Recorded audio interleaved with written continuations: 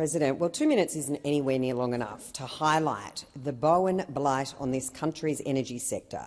But I wanted to at least highlight this incredible revelation finally brought to light regarding the modelling that is underpinning this government's outrageous net zero strategy.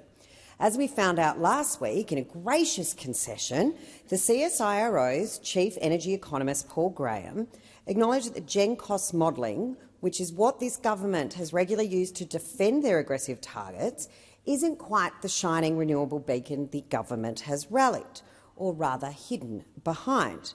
So imagine my surprise, or lack thereof, when we finally heard that all existing generation, storage and transmission capacity up to 2030 is treated as a sunk cost in the modelling, since they're not relevant to the new build costs in that year, being 2030.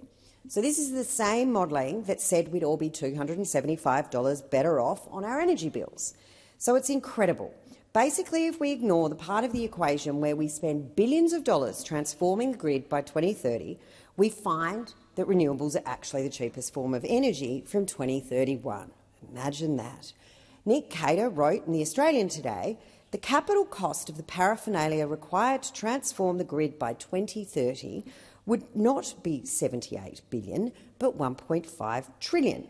That's a mere down payment on the final bill of $7 trillion to $9 trillion by 2060. Wind turbines, solar panels, transmission lines, all of these are apparently irrelevant hardware which is going to send us broke and cover roughly half the size of Victoria. Is this all going on farmers' lands or an Indigenous cultural heritage site? Something for the government to consider, or perhaps at the very least allow us to have an inquiry into.